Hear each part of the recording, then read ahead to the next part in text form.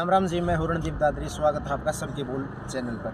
अब हम फिलहाल मौजूद है चरखी दादरी जिले के जो ब्लॉक है उस वहाँ पर हम फिलहाल मौजूद है। और आप देख सकते हो महिला महाविद्यालय है जो कला में जो लड़कियों का महाविद्यालय है, वहाँ पर हम फिलहाल मौजूद है। यहाँ पर बता दिया गया, यहाँ पर जो कार्यक्रम आयोजित किया गया था, कल भी था और आज भी है और यहाँ और पहले भी था। तो लगातार 2-3 दिन से कार्यक्रम ये चल रहा है। और यहाँ पर कुछ समाज से भी काफ़ी लोग भी आए हुए हैं दूर दूर से, और कुछ राजनीतिक पार्टियों से भी आए हुए हैं। और यहाँ के जो प्रिंसिपल है उनसे भी हम बात करेंगे, आखिर यहाँ पर जो लोग आए हैं उन्होंने क्या क्या डोनेट किया है कॉलेज में छात्रों के लिए। और आपको बता दें बीजेपी प्रदेश अध्यक्ष जो ओपी धनखड़ है वो भी यहाँ कुछ ही समय में पहुँचने वाले हैं। और जो सोमवीर गसोला जी है समाज सेवी, वो भी यहाँ पहुँचने वाले हैं। और आपको बता दें जो चौधरी बंसीलाल यूनिवर्सिटी है भिवानी से, वहाँ से पुनिया जी है, वो आशा पुनिया है, वो भी यहाँ पर आने वाली है। तो उनसे हम खास बात करेंगे आपसे। साथियों, आपको जल्द ही थोड़ी देर में अंदर चलकर हम पूरा कार्यक्रम दिखाएंगे, आप वीडियो की लास्ट तक। तो साथियों, अब हम फिलहाल मौजूद है जो इस कार्यक्रम की जो रेख देख कर रही है, जो मुख्य जो करता धरता है, उनके साथ हम मौजूद हैं। हम उनसे बात करेंगे, उनसे पूछेंगे उनका परिचय और ये जो कार्यक्रम है कब से कब तक चलेगा। नमस्कार सर, आपका नाम? मेरा नाम रशीद शर्मा है। मैं चौधरी बंसीलाल यूनिवर्सिटी की मीडिया और जनसंपर्क सेल का प्रभारी। खाना सर, खाना तो सर ये जो प्रोग्राम है ये कब शुरू हुआ? ये प्रोग्राम हमारा 12 तारीख से शुरू हुआ है और 3 दिन का है। 14 तारीख तक आज इसका समापन है। अच्छा, तो क्या सर ये हर साल होता है? हर साल यूनिवर्सिटी का यह चौथा यूथ फेस्टिवल है। कोरोना काल को छोड़ करके हम हर साल ये कार्यक्रम आयोजित करते थे। यहाँ पर सर जो व्यवस्था है वो कैसी है? व्यवस्था एकदम बढ़िया है और ग्रामीण परिवेश में इस प्रकार की व्यवस्थाएं कम देखने को मिलती हैं। और मैं बधाई देता हूँ इससे महिला महाविद्यालय जोजू कॉलेज के प्रबंधन समिति के प्राचार्य और हमारी यूनिवर्सिटी के जो डीन स्टूडेंट वेलफेयर हैं डॉक्टर सुरेश मिरिक जी की अगुवाई में और डॉक्टर आशा पुनिया जी के मार्गदर्शन में ये कार्यक्रम चल रहा है। और आज के इस कार्यक्रम में जो है मुख्य अतिथि के तौर पे बीजेपी के प्रदेश अध्यक्ष श्री ओम प्रकाश धनखड़ जी दो मुख्य अतिथि शिरकत करेंगे। और कार्यक्रम की अध्यक्षता हमारे प्रोफेसर राजकुमार गुप्ता जी करेंगे और डॉक्टर रितु सिंह जो हमारी कुल सचिव है उनकी गरिमा में उपस्थित रहेंगे। धन्यवाद सर। तो नमस्कार सर। हेलो, नमस्कार। मैं डॉक्टर अनूप सांगवान, प्रिंसिपल महिला महाविद्यालय जोजू कॉलेज। तो सर ये जो आपका कार्यक्रम हुआ है इसकी ये कब तक चलेगा? ये आज प्राइज डिस्ट्रीब्यूशन है, क्लोजिंग इसकी। ये 12 दिसंबर से शुरू हुआ था। 3 दिन का प्रोग्राम होता है और इसमें चौधरी बंसीलाल यूनिवर्सिटी के सानिध्य में ये किया जा रहा है। और ऑलमोस्ट 62 के आसपास कॉलेजेस इसमें पार्टिसिपेट कर रहे हैं। वो 37 विधाएँ इसमें डिफरेंट टाइप की, जिसमें से हमारा कॉलेज 32 इसमें पार्टिसिपेट कर रहा है। सर आपके कॉलेज में लगभग कितने छात्र हैं? हमारे कॉलेज में 1200 के आसपास बच्चे हैं। लड़कियाँ ही हैं, गर्ल्स कॉलेज है। और यहाँ पे डिग्री क्लासेज है, BA BSc BCom और 5 PG हैं और BEd भी है और यहाँ पे JBT भी है, वो सेल्फ फाइनेंस है। तो सर यहाँ पर सुनने में समाज सेवक भी काफ़ी आए हैं, क्षेत्रों से उन्होंने काफ़ी डोनेट किया। तो आखिर क्या क्या डोनेट किया? अभी तक 4 महानुभावों ने जो है करेसर एसोसिएशन के सोमवीर गसोला है, उन्होंने उनके एसोसिएशन में 3 बसें दी हैं और 1 बस सोनू पहल ने दी है। इसके अलावा जो है अभी 12 तारीख को ओपनिंग पे हमारे एग्रीकल्चर मिनिस्टर जयप्रकाश दलाल जी आए थे। 11 लाख रुपए की घोषणा उन्होंने भी की थी। और कुछ दानी सज्जन जो होते हैं जो समाज के लिए, लड़कियों के लिए कुछ करना चाहते हैं, तो कल भी हमारे यहाँ पे 1,51,000 और 51,000 के 2 लाख के डोनेशन आ जाए। रीजन बैंक के एडेड कॉलेज जरूर है, लेकिन हमारा कॉलेज 12B में नहीं आया अभी तक। तो इसकी वजह से UGC से और हरियाणा सरकार से जो ग्रांट मिलनी चाहिए वो नहीं मिल पा रही, इसलिए एडमिनिस्ट्रेशन दानी सज्जनों के सहारे ही चल रही है। सर आपका नाम क्या है? डॉक्टर सुरेश मिरिक। सर ये जो यहाँ पर डोनेट किया गया काफ़ी, क्या इससे थोड़ा इधर सेंटर में देखिए, मैं आपको बताना चाहूँगा कि जो डोनेट किया गया है और जो सुधार होगा वो तो प्राचार्य जी ने जैसे बताया कि निश्चित रूप से है कि जैसे दोनों के लिए आंतरिक लोग बस हो गए बच्चे आवागमन और बेसिकली जो इंस्टीट्यूशन का एजेंडा होता है कि ऑलराउंड डेवलपमेंट कैसे की जाए, तो उससे इनकी जो ऑलराउंड डेवलपमेंट है उसके ऊपर इसका पूरा प्रभाव पड़ेगा। और ये इस प्रकार के आयोजन ग्रामीण क्षेत्र में यदि होते हैं तो वहाँ बच्चों को ज़्यादा से ज़्यादा मौका मिलता है कि वो अपने अंदर छुपे हुए जो गुण है, क्वालिटी है, या जो इस प्रकार का कोई प्रोफेशन छुपा हुआ है तो उसको उजागर करें। सर बच्चों में काफ़ी उत्साह दिखाई दे रहा है कार्यक्रम से। आप क्या हमें बताएंगे कि कैसा कैसा कार्यक्रम, किन से जुड़ा कार्यक्रम? मैं आपको बताऊं कि ये चौधरी बंसीलाल यूनिवर्सिटी प्रत्येक वर्ष यूथ फेस्टिवल का ऑर्गेनाइज करती है और इस साल माननीय हमारे कुलपति जी ने इसका नाम जो है उत्कर्ष रखा गया है। उत्कर्ष का वैसे भी ये है कि जो जितनी ऊंचाइयां वो छू सकता है उससे आगे कैसे बढ़ना है। तो उन्हीं के साथ साथ यहाँ से जो बच्चे सेलेक्ट होंगे वो नेशनल लेवल के ऊपर जाएंगे और नेशनल लेवल में भी 2 लेवल हैं, एक नॉर्थ जोन का और एक ऑल इंडिया। तो जो बच्चों को वहाँ भी जाने का मौका मिलेगा, इसलिए बच्चों में उत्साह ये है कि वो ज़्यादा से ज़्यादा अच्छे से अच्छा यहाँ प्रदर्शन करें ताकि उनका सिलेक्शन हो और वो आगे जाए। सर सुनने में आया है यहाँ पर कुछ राजनीतिक पार्टी से भी आ रहे हैं, समाज सेवक भी आ रहे हैं, क्या आज भी कोई आएगा? आज माननीय ओम प्रकाश धनखड़ जी जो बीजेपी के प्रेसिडेंट हैं हरियाणा के, वो आज मुख्य अतिथि के रूप में आएंगे और चौधरी बंसीलाल विश्वविद्यालय के कुलपति प्रोफेसर राजकुमार मित्तल जी अध्यक्षता करेंगे इसमें। तो सर जो बसें दी गई है वो बस कब तक चालू हो जाएगी? बसें तो उसके अंदर खड़ी है, कॉलेज के अंदर खड़ी है बसें, तो चारों के चारों की चाबी दे दी गई है। तो आपको बता दीजिए जो साथियों जो स्कूल में है काफ़ी कुछ डोनेट किया गया है, तो लड़कियों से बात और हम जो भी धनखड़ है और जो आने वाले है, और हम आपको बता दें जो भी धनखड़ है और जो समाज सेवक है बसोला से जो सोमवीर जी है आने वाले हैं, उनसे भी हम खास बात करेंगे। और यहाँ पर जो कलाकार है, छात्र कलाकार है, उनसे भी हम विशेष बात करेंगे आखिर उन्होंने यहाँ पर क्या क्या प्रतियोगिताएँ दिखाई है। तो इस समय हमारे साथ जो स्टेज पर कार्यक्रम करने वाले वो छात्रा भी हमारे साथ मौजूद है, उनसे बात करेंगे आखिर स्टेज पे वो क्या कार्यक्रम करेंगे। नमस्ते मैडम। नमस्ते सर। आपका नाम? तानिया शर्मा। आज जो कार्यक्रम है आप कितनी देर में करोगे? बस अभी हमारा नेक्स्ट ही है, अभी हमारे तैयार हो रही है, 2-3 लड़के रह गए, अब जा रहे हैं। जो आपकी टीम है वो कितने सदस्य साथ खड़े हो? हमारी टीम 10 सदस्यों की है। अच्छा, आपका जो कैसा कार्यक्रम रहेगा? बहुत अच्छा रहने वाला है, बिकॉज हमें बहुत उम्मीद है कि हम फर्स्ट आएंगे। उसके बारे में कुछ 2-4 लाइन सुनाइए। सामने बीत गया सारा, कदी झूल गली न डाले में, फोटो गल्या झगड़े जासू जो धर गया थाले में, जो धर गया थाले में। तेरे बिना हो बालम रो रो के मर ली, तेरे बिना से सुन्नी महल हवेली, तेरे बिना से सुन्नी महल हवेली। एक वो आप इसी पे करोगे ना परफॉर्मेंस? हाँ जी। एक दो कोई और जो छात्र है वो भी मौजूद है जो स्टेज पर कार्यक्रम करने वाले हैं। आपका नाम? निकेश। आप जो स्टेज पे क्या परफॉर्मेंस करोगे? अभी कवाली है। टीम में कितने सदस्य हैं? कितने में 6-7 टोटल 7। अच्छा, कुछ दर्शकों को कुछ सुनाएंगे थोड़ा 2-4 लाइन बोल रहे हैं विक्की का है, सुनाते को विक्की। कवाली है।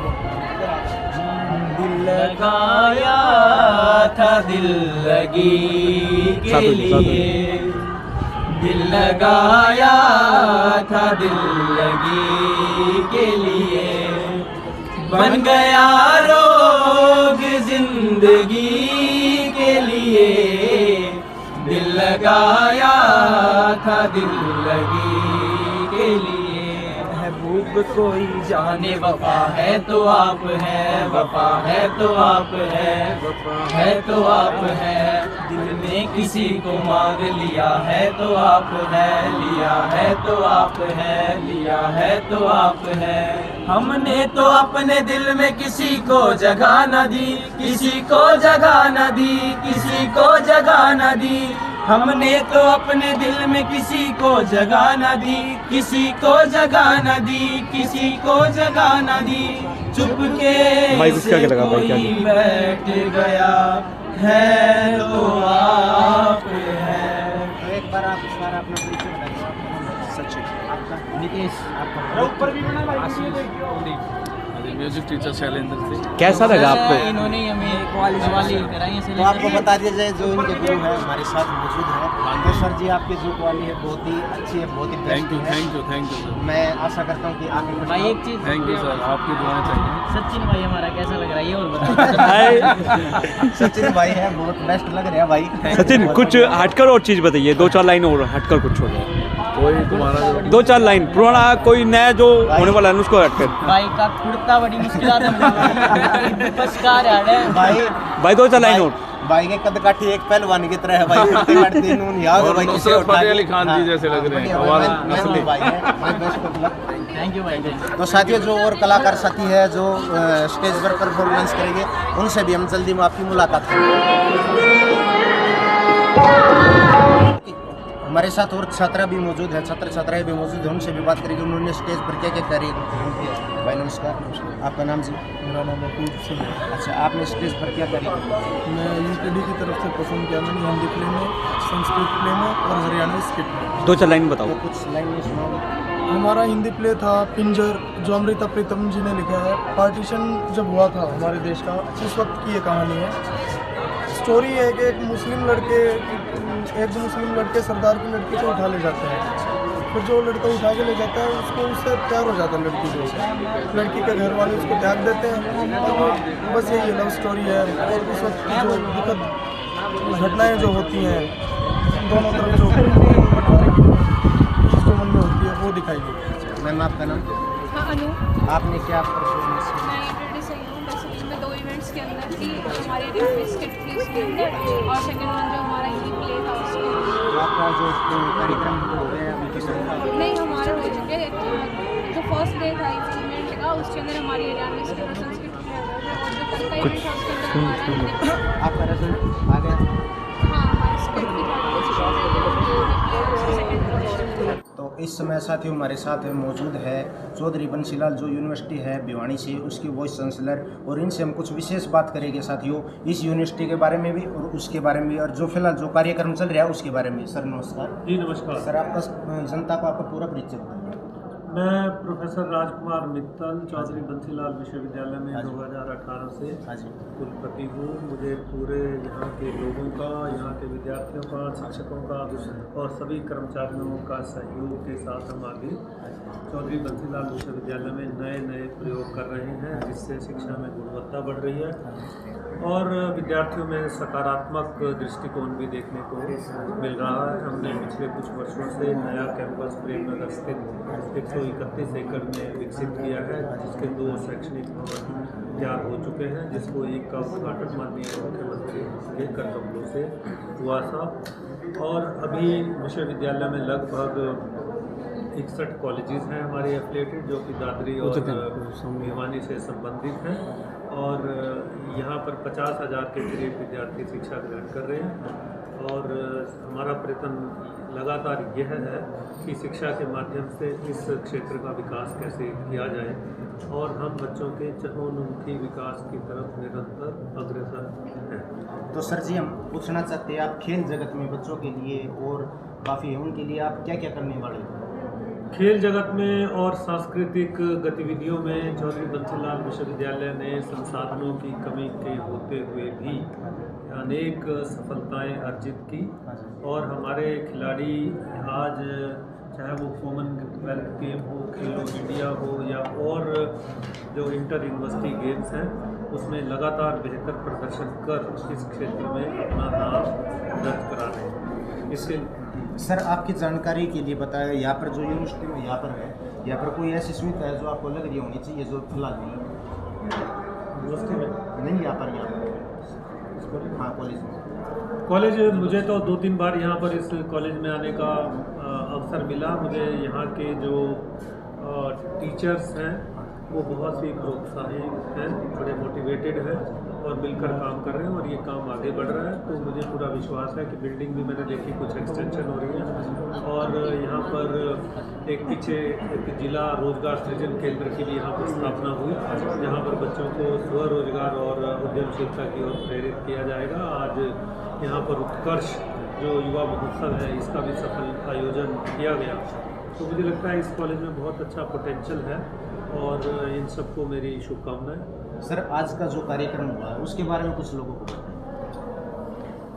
ये कार्यक्रम पहले तो ये एनुअल एक हमारा यूथ फेस्टिवल जो होता है उसका हिस्सा है। इस बार यहाँ पर हुआ, पहले वैश कॉलेज और उसमें GD बहल और एक बार चरखी दादरी कॉलेज में भी हुआ।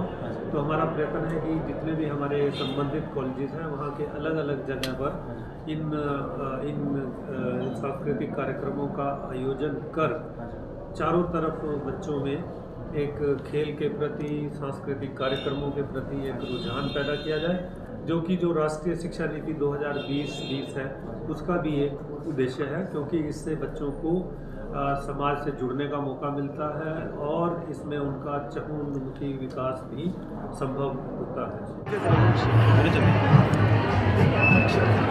ये था बहन बबीता फोगाट को पगड़ी पहना रही है, आपकी तालियां कम है। मेरा अभिव्यक्ति रहनी चाहिए। चौधरी ओम प्रकाश धनखड़ जी, चौधरी बंसीलाल विश्वविद्यालय भिवानी का आधिकारिक ये न्यूज लेटर माननीय मुख्य अतिथि महोदय,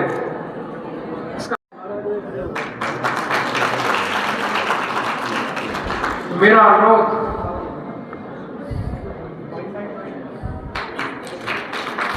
इस कार्यक्रम का स्मृति चिन्ह भी माननीय आप कुलपति महोदय को प्रदान करें। आपसे भी अनुरोध। नमस्कार दोस्तों, आप सभी का सबके बोल चैनल पर स्वागत है। दोस्तों जोजू खला का ब्लॉक में मौजूद है, बबीता फोगाट से आपकी बात कराएंगे। आज महिला महाविद्यालय में पहुंची थी, क्या कुछ बच्चों के लिए एक सौगात भी दी गई है, क्या कुछ कैसे प्रोग्राम था, जरा बातचीत में आपकी बबीता फोगाट जी से हम करवाने वाले हैं। सबके बोल चैनल पर आपका स्वागत है। क्या कुछ कहेंगे, कैसे क्या कुछ प्रोग्राम था आपका? नहीं, बहुत अच्छा प्रोग्राम था और सब स्टूडेंट यहाँ पे आई थिंक भाई प्लीज साइड इवेंट यहाँ पे मौजूद है और उसका सबसे अच्छा मैं धन्यवाद करूँगी महाविद्यालय का प्रधानाचार्य का, बीसी साहब का, कि उन्होंने इतना अच्छा ऑर्गेनाइज किया और एक मोटिवेट यहाँ पे बच्चों को किया और सब बच्चों ने इतनी अच्छी परफॉर्मेंस दी, बढ़ चढ़ के भाग लिया, उसके लिए मैं सबको बधाई। और क्या लड़कियों पे क्या संदेश देना चाहेंगे? बेटी आगे बढ़ रही है, लड़कियों को बस यही संदेश देना चाहूँगी कि मेहनत करिए और आगे बढ़िए, अपना खुद का एक हम आज़ादी की बात करते हैं, आज़ादी का मतलब अपने पैरों पे खड़ा होना, किसी के मुंह की तरफ न देखना पड़े, किसी के आगे झुकना ना पड़े, इसलिए अपने पैरों पे खड़े हों और आगे बढ़ें। आज पहुंची हैं प्रोग्राम में, क्या क्या कहेंगे?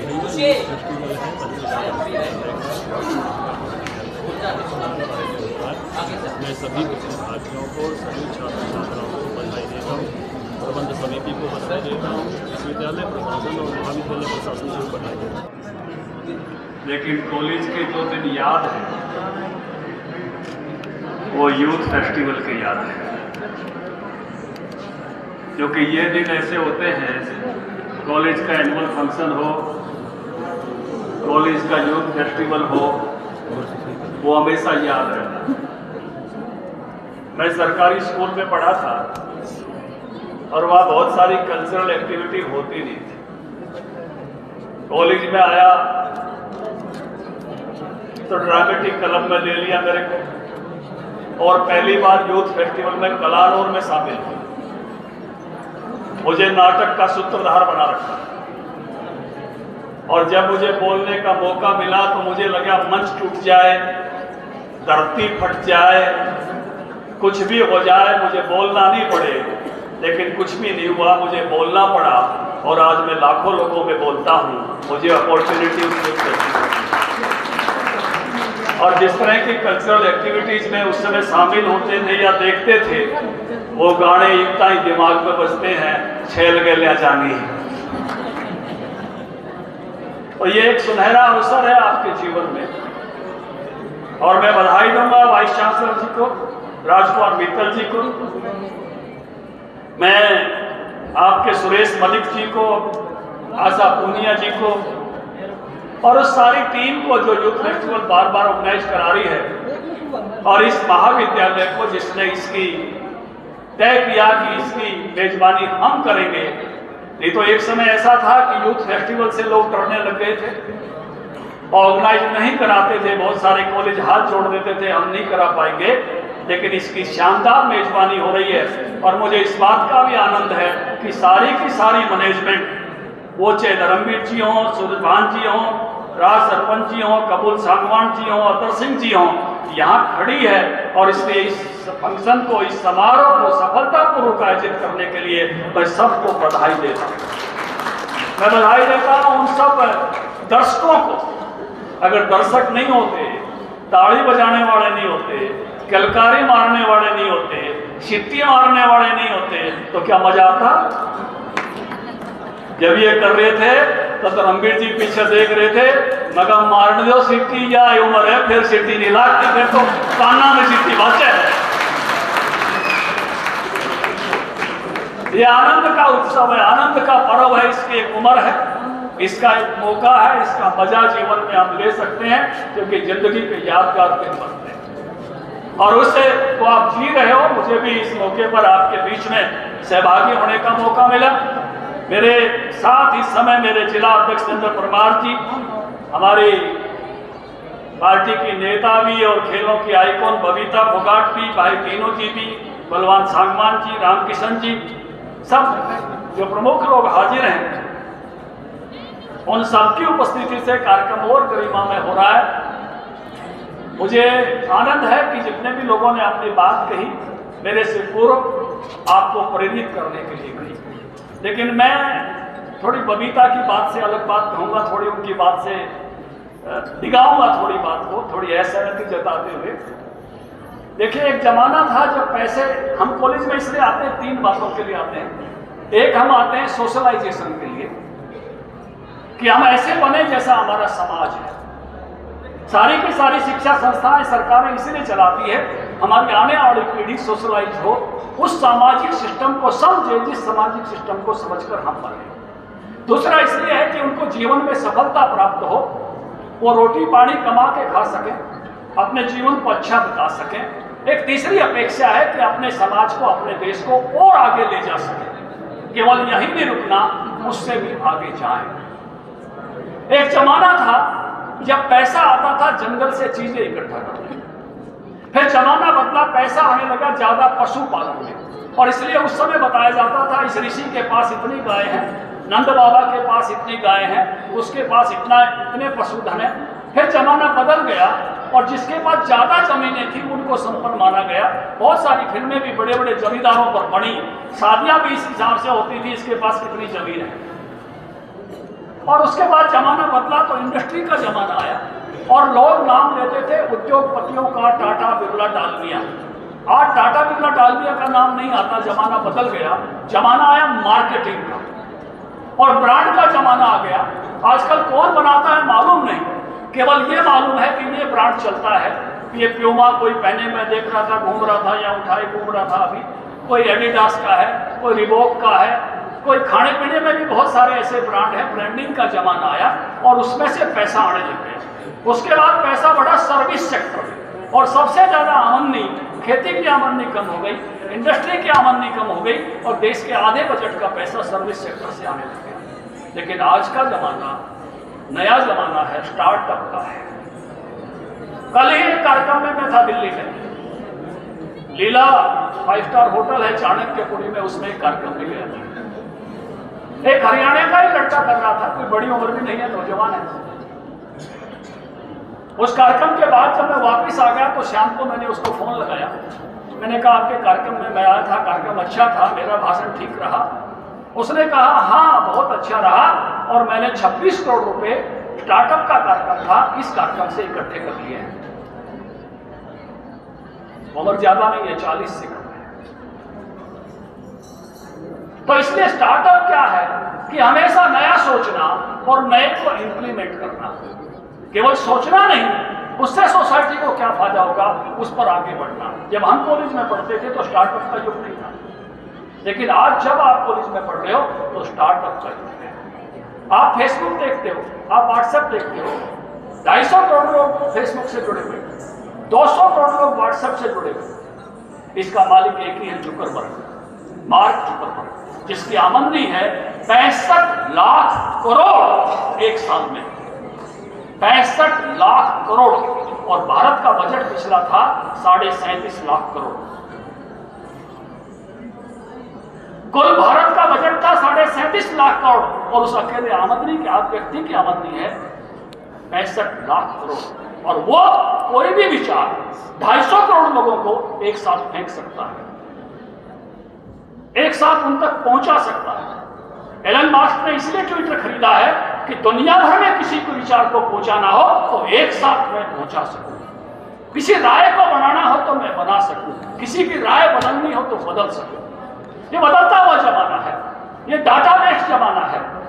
आने वाले समय में युवाल नोआ हरारी नाम का एक इजरायली प्रोफेसर है, उसने एक किताब लिखी है 21वीं सदी की 21 चुनौतियां। जब हम 21वीं सदी में हैं तो कौन से चैलेंजेस हमारे सामने आएंगे। उसने कहा कि इतना कब्जा हो गया है हम पर, डाटा का इतना कब्जा हो गया है, बिग डाटा का, एल्गोरिथम का, कि सरकारों को जाकर उनके सामने खड़ा होना पड़ेगा कि हम किस तरह का बजट पास कर लें तो ठीक रहे। आज इतनी आप पकड़ में आ गए हो कि आज आपने कोई दवाई खोजी है किसी ब्राउजर पर, अगले दिन आपका फोन वही दवाइयां दिखाने लगेगा। आज आपने कोई हरियाणवी गाना सुन लिया तो कल को वो सारे हरियाणवी गाने आपके सामने प्रस्तुत करने लगेगा। चारों तरफ से आपको घेरा हुआ, आपसे ज्यादा आपका बिग डाटा जान रहा है। मैं नौजवान है इसलिए आपको बताना चाहता हूं, जितने भी आप व्हाट्सएप पर चैट करते हो सारी की सारी चैट आपके रिकॉर्डेड है, इसलिए सावधानी से करिए। रिलेशन बढ़ते हैं तब चैट हो जाती है, और जब रिलेशन खराब होते हैं तो लोग मेरे पास 500 पेज उठा के लाते हैं कि साहब ये मामला था, मदद करिए, पुलिस को फोन करिए। जो मामला बताया जा रहा है वो नहीं था। पूरी तरह से आप निगरानी में हैं, इसलिए आपको जानकारी रहनी चाहिए, आप उसको सुरक्षित मत मानिए।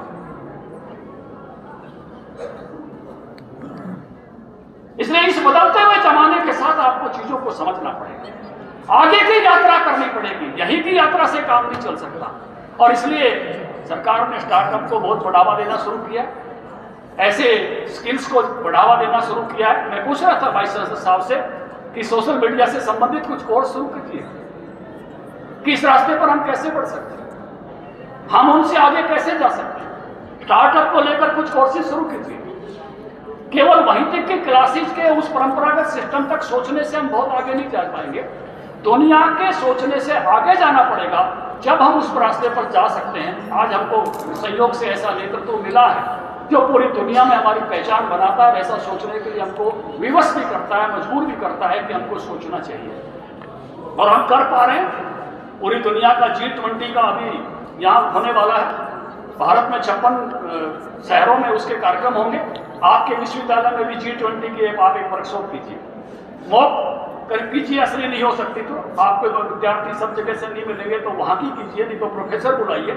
क्या मुद्दे हो सकते हैं दुनिया के सामने, भारत क्या रख सकता है, भारत का सोचने का नजरिया क्या है। दुनिया के सोचने का नजरिया ये था दुनिया को लेकर बाजार का, हमारा सोचने का नजरिया परिवार का है, और ये नजरिया इस G20 में हम दुनिया को देंगे। क्योंकि वो तो केवल मुनाफा कमाने के लिए पूरी दुनिया को देखते थे, हथियार बेचने के लिए दुनिया को देखते थे, बाजार ढूंढते थे हमने कहां से क्या कमा कर ले जाना है। लेकिन वासुदेव कुटुंबकम कहने का सामर्थ्य कोई रखता है तो अकेला भारत रखता है, और भारत दुनिया को ये कह सकता है कि हम पूरी दुनिया को परिवार की तरह से देखते हैं। और देखते हैं केवल इतना नहीं है, अपने देश के 120 करोड़ लोगों को वैक्सीन लगा के दुनिया के अनेक देशों को वैक्सीन हम देते हैं कि तुम्हारे को भी देते हैं। जब और दवाइयों की जरूरत थी तब भी उनको देते हैं। ये हमारा वासुदेव कुटुंबकम की तरह से सोचने का नजरिया है, पूरी दुनिया को एक परिवार की तरह से देखने का नजरिया। और इसी सामर्थ्य के कारण से आज जो भारत का स्थान बना है, भारत की आवाज ऊंची हुई है, पूरी दुनिया सुनने लगी है। यूक्रेन में अगर हमारे बच्चे फंसते हैं तो दोनों देश युद्ध कराम करके हमारे बच्चों को निकलने का रास्ता देते हैं, तिरंगा उठाते हैं, उसका आदर करते हैं। ये बदलता हुआ भारत है। आप बदलते हुए भारत के प्रतिनिधि हो, आप उस भारत के प्रतिनिधि हो जिसने दुनिया का लीडर बन रहा है। मैं इजराइल में था, 2 बार गया, जहां भी जाता तो बताते थे कि हम इस मामले में दुनिया में पहले हैं, इसमें दूसरे हैं, इसमें तीसरे हैं। मैं 1 हफ्ता पहले गुड़गांव में था, हमारे मलिक साहब राजी होंगे कि वो मलिक गोत्र के थे, वो टेबल टेनिस की अकेडमी चला रहे थे। उन्होंने मुझे खेल के प्रोग्राम में उद्घाटन करने के लिए बुलाया था। उद्घाटन किया मैंने, उसके बाद उन्होंने दिखाया ऊपर एक सेटअप था, उनकी पत्नी चला रही थी। उन्हें कहा कि जितने भी टेबल टेनिस के गेम होते हैं हम सारे गेम रिकॉर्ड करते हैं, कौन खिलाड़ी कैसा खेलता है उसकी एक एक बारीकी हमको पता है। और पूरी दुनिया को उस खिलाड़ी को कैसे हराना है इसकी कोचिंग देने का सामर्थ्य हमारी एकेडमी में है। किसी भी खिलाड़ी को इतना हम ऑब्जर्व करते हैं। और उसने ये भी कहा कि पूरी दुनिया को कौन खिलाड़ी ठीक खेला, कहाँ गलत आउट किया गया, कहीं सही आउट किया गया, दुनिया के देशों को सर्विस देने वाले हम अकेले और दुनिया में पहले हैं। गुड़गांव में खड़े होकर ये सुनने से मुझे कि सबसे बड़ी पोलो की मंडी है, वहाँ के मंत्री मुझे मिल गए थे। भारत आए तो वहाँ के प्रधानमंत्री भी मुझे मिले, लेकिन इतनी बड़ी मंडी चलाने की मैनेजमेंट जब मैं उनसे मिलने के लिए गया तो उन्होंने कहा 1.5 साल बाद टाइम दे पाएंगे। सरकार के पास समय था, मंत्रियों के पास समय था, लेकिन इतना बड़ा बिजनेस चलाने की सामर्थ्य रखने वाली मंडी के प्रतिनिधियों के पास समय नहीं था। सफलता इसको कहते हैं कि आपका काम इतनी ऊंचाई पर जाकर बोले। मैं प्रोफेसर्स को भी कहना चाहता हूं, पीछे गुड़गांव के 60-70 प्रोफेसर मेरे घर पर आ गए। उन्हें कहा हमारी बदली हो रही है, हमारी बदली की ऐसी नीति बनी है और आप इसमें कुछ करिए। तो मैंने उनसे कहा कि आपके साथ यही होना चाहिए, गलती आपकी है। क्या 10 प्रोफेसर हरियाणा में एमएलए हैं? क्यों नहीं आपके एमएलए होने चाहिए? क्यों शिक्षा क्षेत्र राजनीति से दूर रहता है? क्या शिक्षा क्षेत्र मैं पंचायत मंत्री बना, मैंने पढ़ी लिखी पंचायत बनाई, विधानसभा में पढ़े लिखे लोग आए, कितने पढ़े लिखे लोग आए, इसका कानून बनाने का अधिकार विधानसभा को नहीं है। इसका कानून बनाने का अधिकार देश की संसद को है। जब होगा, लेकिन अपने दम पर प्रदेश की विधानसभा में पूछो। एक समय था जब प्रोफेसर आते थे जीतकर, एक समय था जब डॉक्टर्स आते थे, जब वकील आते थे। अगर आप सारे के सारे ऐसे क्षेत्रों से आने वाले लोग भेज दोगे जो इंटेलेक्चुअल क्षेत्र से नहीं आते, जो प्रतिभा के क्षेत्र से नहीं आते, तो आप फिर ऐसे ही आओगे जैसे उस दिन मेरे पास आए थे। इसलिए प्रेरित करिए विद्यार्थियों को, राजनीति के लिए भी प्रेरित करिए। राजनीति से दूरी, राजनीति से दूरी, राजनीति से दूरी, ये अच्छी बात नहीं है। राजनीति नियंत्रित करती है, राजनीति देश को चलाती है। इसलिए अच्छे राजनीतिक भी कॉलेज के कैंपस से, विश्वविद्यालयों के कैंपस से निकलने चाहिए, विधायक प्रतिनिधि निकलने चाहिए, सांसद निकलने चाहिए। ये वातावरण बनाइए अपने कैंपस में, इससे बचिए मत। एक दूसरी गलती और भारत करता है, और वो गलती करता है आध्यात्मिकता से दूर करने की। सारा का सारा आध्यात्मिक ज्ञान जवानी के लिए है। गीता का ज्ञान किसी जवान आदमी को दिया जा सकता है। यही तो कह रहे हैं, मार लठ मार, उठा गांडीव। क्या बूढ़ा आदमी उठाएगा? बूढ़ा आदमी गीता पढ़ के क्या करेगा? गांडी उठा लेगा वो तो, लठ के सहारे खुद चलेगा। गीता का ज्ञान उसके लिए नहीं है, युवा पीढ़ी के लिए है। सारा आध्यात्मिक ज्ञान युवा पीढ़ी के लिए है, क्योंकि वो जीवन का रास्ता दिखाता है। कबीर कहते हैं, लाल लाल सब कोई कहे, सबके पल्ले लाल, गांठ खोल देखा नहीं इसलिए भया कंगाल। इसका मतलब यह है कि हर आदमी को भगवान ने ऐसी प्रतिभा दी है कि वो विश्व का सिरमौर बन सकता है, वो बबीता जैसा बन सकता है। लेकिन बनेगा कब? जब उस प्रतिभा को पहचानेगा जो उसमें है। वो किसमें बन सकता है, इसको पहचानना। और इसको गीता में कहा है कर्म विक्रम और अक्रम। कर्म का मतलब है मैं बोल रहा हूं और आप सुन रहे हो, ये कर्म है। लेकिन आपके मन का कर्म, जिस करने में आपको मजा आए, कव्वाली गाने में मजा आए, ड्रामा करने में मजा आए, कुश्ती करने में मजा आए, जिस काम को करने में आपको मजा आए, वो आपका विक्रम है। और आपका विक्रम जब आपका लक्ष्य बन जाता है, जिस काम को करने में आपको आनंद आता है, वो आपका लक्ष्य बन जाता है, तो दुनिया में आपको काम नहीं करना पड़ता है, क्योंकि आपको तो उसके करने में मजा आता है। कई लोग मेरे बारे में मुझे कह देते हैं मैंने बड़ा संघर्ष किया। मैं सोचता हूं मैंने संघर्ष कब किया? इस काम में तो मेरे को स्वाद आता था। किसी को संघर्ष मिल सकता है जिसको इसमें रुचि नहीं है, लेकिन जिसको उसमें आनंद आता है उसको कभी वो संघर्ष नहीं लगता। और संघर्ष नहीं लगता तो वो आनंदपूर्वक उस काम में सफलता को अर्जित करता है। और जब वो सफलताओं को अर्जित करता है तो वो अक्रम तक पहुंचता है। अक्रम क्या है? कि आपको काम नहीं करना पड़े और आपके सोचने मात्र से काम हो जाए, आपके कहने मात्र से काम हो जाए। क्या ऐसा हो सकता है? हो सकता है क्या ऐसा आपके सोचने मात्र से काम हो जाए? नहीं हो सकता ना। अभी सुन लीजिए, आप मान जाओ। ये कैसे होता है मैं बताता हूं। आपके स्कूल में, आपके कॉलेज में कोई चपरासी है? प्रिंसिपल साहब, अनूप जी, कितनी तनख्वाह देते हो? सर सरकारी में तो कुछ भी नहीं देते ना बराबर। कितने देते हो बता दो। 10,000 रुपये। और उसने कोई मोबाइल फोन एप्पल का लेने की सोच ली, i14 आ रहा है, तो वो कै साल में दे पाएगा? जब सारी तनख्वाह भी जोड़े तो 3 साल कम से कम है।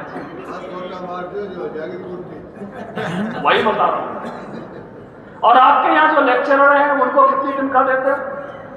सर जो एडिट है वो गवर्नमेंट ऑफ हरियाणा से आती है, तो 1.5-2 लाख 2.5 लाख के आसपास। अब प्रोफेसर को लेना हो तो 1 महीने की तनख्वाह में ले सकता है, और मेरे जैसे नेता को लेना हो तो 1 मिनट में।